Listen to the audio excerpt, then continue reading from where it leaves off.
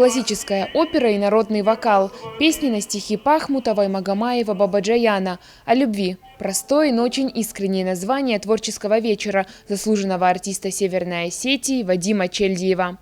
Фортепиано, живое исполнение, полный зал зрителей. Сегодня в концертном зале ГГУ звучат самые знаменитые песни о любви.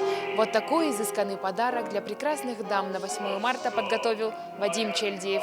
Музыкальная карьера Вадима началась совершенно случайно. Однажды во время занятий хореографией его пение услышал знаменитый дирижер Тамерлан Хосроев. Он и настоял заняться оперным искусством. Сейчас сложно представить жизнь Вадима без сцены. Совершенно маленьким его привели, что-то в 15-16 лет, когда мутация голоса и как-то очень опасно заниматься.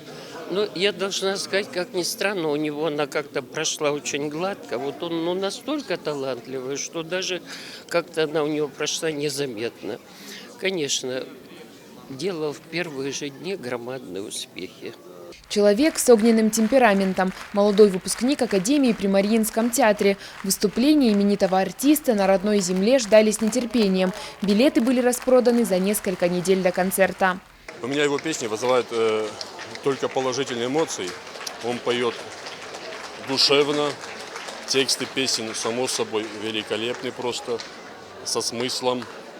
И так как я сам тоже иду по этому же пути, сам тоже занимаюсь академическим вокалом, мне это, как бы можно сказать, что это мастер-класс для меня тоже, что-то вобрать в себя. После концертной программы по просьбам зрителей он исполнил не одну песню на бис.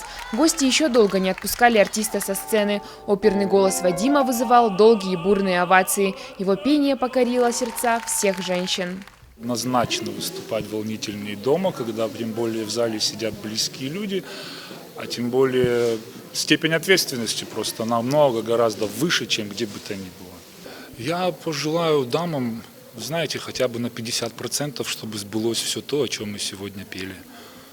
Мне кажется, лучшего подарка для них вряд ли кто-то придумает, если сбудутся те стихи, которые писали мужчины о любви и про женщин. Сегодня Вадим Чельдиев работает над мультимедийным проектом «Моей стране». Его участники – 20 молодых оперных певцов ведущих театров мира. Этим составом они поедут по всей России и исполнят произведения более чем на 15 языках мира. Ирина Дзабаева, Тома Валиева, Михаил Безуглов, Осетия ТВ.